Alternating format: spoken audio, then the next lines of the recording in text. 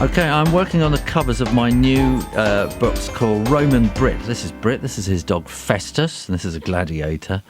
And I started off doing it like this, and I didn't like it. It's getting too painterly, and I wanted it more flat. And I wanted to change the colour of Festus because I wanted it to look more sort of flat rather than painterly. Because of the way it's being designed. This is an early design, and you can see here I've been doing lots and lots of pencil drawings to kind of get this all worked out. I thought he was going to have a net at one point. That was too complicated. Trying all sorts of different ways, things along the way, different angles, different expressions, and just moving things around. And this is kind of roughly what it's going to look like. This is sort of a semi-final design for what the book's going to look like. I got a problem with this cover here, which I did yesterday, and I don't like it. It's just too painterly and there's too much texture. You can see that I've decided to change Festus's colour, and so I'm now going to redo this one because I don't like it. Okay, and I want to bring it in to sort of standardise it so it looks more like this, particularly with the hair.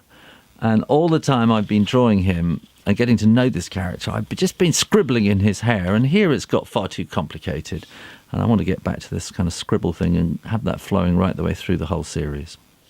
Well, these are the sort of two preliminary sketches that I'm working from here, and so I'm going to switch on my light table and you'll be able to see the drawings come through. And I want this one, I think. Or do I want that one? No, I want this one first. And I'm just going to start drawing, and these were going to be sort of blobs of snow. And obviously they're in the foreground, so I want them in front, so I'm going to draw them first. It's going to be tricky to get that kind of free kind of scribble look kind of going through the snow. It's just not going to be that easy to get right. And then I want this just to look pretty scribbled, because I know when I'm drawing inside the book I'm going to be drawing fairly freely in a kind of scribbly kind of way. So the front cover, it kind of wants to sort of reflect the inside of the book, but it also wants to be a little bit smarter, if that makes any sense. And I think I've ruined that already. And I want him looking directly out at the viewer imploringly. I have a feeling I'm sort of I haven't actually written these stories yet. This is a bizarre thing about publishing. How far have I got? Well, I've been commissioned to write the stories, and it's taken me about 5 years to convince my publishers to let me do these stories, because they've been mucking about changing the curriculum. Now, yes, where was I? The curriculum. Yes, so we've been waiting to see what the government's going to do about the curriculum. So, because I know that these stories will be mostly bought in, read in schools and things. So, to make sure that the ancient Roman Britain's still going to be on the curriculum, and it is. Although it's in a different way than I originally thought, so I'm kind of writing these in a slightly different way to how I originally thought I would. Anyway, so I haven't written the stories, but they're all planned and ready to go. But it's the way publishing is, that you kind of need to get the covers out so you can start promoting them already. It's a strange business. And then, so once I've finished these covers and they're approved, then I can really knuckle down to the story writing. And I think that's going to be fun. I think Festus here, this character, I think is just going to grow and grow. I just know I kind of love him already, really. He's going to be kind of the comedy character. So Brit here is, he's kind of honest and true, and kind of mildly heroic, but not, yeah. And then I think Festus will provide the kind of the comic element, and they're kind of inseparable as a shepherd and his dog. He's a shepherd boy. And I think these stories are going to be really good fun to do. And I have in mind this really quite sort of scratchy kind of drawing style.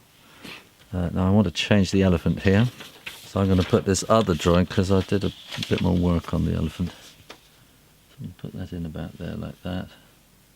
And this is the Emperor's elephant, who's going to appear in one of the stories. There's a shipwreck, and this elephant is on board.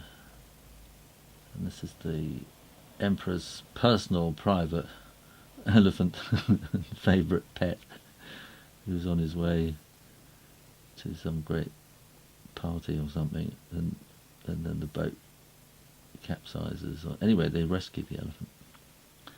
And Brit, who's the shepherd boy, he's kind of has a way with animals, and so they make him look after the elephant. So he has, he's never seen one before in his life. He has suddenly to look after this elephant, who is at one and the same time both a problem and a godsend. So yeah, you'll have to read the stories when they come out eventually. I think they're due out in early next spring, in about a year, I think. I'm using this Scotch 2120 general purpose masking tape, which I have found is really good for this job. And so I stick a bit along there, and then I just stick that down onto the paper, and I'm not sure if you're going to be able to see this, but then I kind of pull it down, so I'm stretching the paper, and you get just enough good adhesion on the paper to be able to pull it like that. The old-fashioned way is to use gummed paper tape and wetting the paper and all sorts of things, and I find that a lot of hard work, and this works just as well. And I'll just stretch that out like that. And people always ask me, what kind of paper do you use? It's called CS2. It was made by a company called Frisk, who I think went broke in the 1980s. And I don't think you've been able to get CS2 since then. And I'm very lucky that I have a secret supply. And I don't know what I do the day I run out. Well, I'm going to get two colours prepared. So I want to have this Naples yellow, which I use for the flesh. And normally I'll give him a warmer cheeks, but I'm going to use a kind of a rose instead on this, because I want him to look cold and... Right, well I'm starting off with Naples yellow, and I'm going to bring this down so he's got a little blob of snow on his nose, and I've got a horrible feeling I'm not going to like this still, and I'm going to have to start it all over again. It's the jawline I'm not sure about, but I think maybe the sheepskin will change that. I don't know. Right, now I need some rose to get this. So I need to have him with really red cheeks and really red ears. Normally I'd use something warmer like vermilion for the noses and things like that, but this is very much, he's absolutely freezing in the snow, and I think you just go a different shade of cold. I just did those eyebrows, just reminded me of somebody I knew. Kind of much the same, hands and arms sticking out here. Now I'm going to try and make this elephant just slightly warmer grey than just grey. So I'm adding a bit of... I'm using neutral tint, and I'm adding a bit of Naples yellow to it as well. And now all I have to do is remember, how did I mix this colour for Festus here? I can't remember. I orange, I think it was. I think that's pretty much what I think so. Yeah, that is good.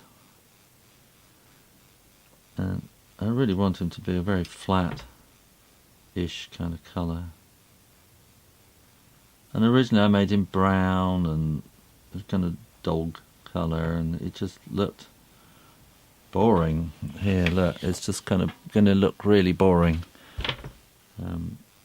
I went for a walk yesterday and I realised colours are very interesting. Like you go and have a look at Japanese manga and Chinese kind of art, and there are all these brilliant bright colours, and I think the further south you go towards the equator, in African art and everything, brilliant bright colours, but it's because the sun is so intense, and all the colours that you'll see in nature are intense, whereas up here in northern climes, particularly this time of year, and I went for a walk in the woods, and all the leaves are on the ground and they're brown, and everything is brown, and I think it's just something. I think it's just something that naturally these colours are in my that's my natural kind of colour palette, and I have to force myself not to be quite so boring and using muted colours, and try and brighten things up a little bit while still trying to make it look a little... Okay, on this original version I'd done this, it's got this sheepskin kind of jacket thing, and I made it sheepskinny kind of colour, but it's kind of dull. So I'm thinking that this time I'm going to make it more kind of blue, but I'm just going to do this as a kind of stippled texture kind of thing. I'm putting in a bit around here because I want this snow on the icicle on the ear to sort of stand out there, and then also I want his hands to stand out, so it needs a bit of shading in there. And when I say shading, I'm just kind of adding extra spots of stippling, just to build up the kind of level of colour in that area. I think this will just look so much better than that, I think, when it's on the cover. Now, a nice bit of pure cobalt blue in on the eyes. Make them look nice and liquid. A bit too much.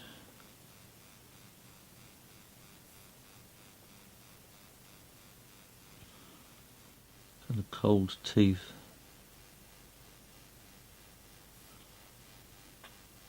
And the same with Festus here. Now, originally I was going to give Festus kind of yellowy brown eyes, but they kind of fade into the rest of the drawing, really. You can see here I gave him yellowy brown eyes, and I think I prefer blue eyes. Every now and then I use my hairdryer to get things dry. No, you see, I'm getting too painterly again. Stop it. And I think all I really need to do now is to get some blue and just kind of snow up these snowballs and these snow bits like that. And I think maybe his nose just isn't quite shiny enough. And maybe I can add just a bit more. And so it goes on and on and on, and you can keep adding until you've completely ruined it. But I think that's where I'm going to leave it alone. I think we've got a pretty good match there. Good. Well, I hope you enjoyed that, and if you did, why not go and learn how to draw a Roman gladiator helmet? Just have a go at the mystery drawing. Either way, make sure you are subscribed to the Shoo Rayner drawing channel for new drawing videos every Monday and Friday. And why not go and visit my website as well? In the meantime, keep drawing, drawing, drawing. Practice, practice, practice. And I'll see you next time. You take care now. Bye-bye.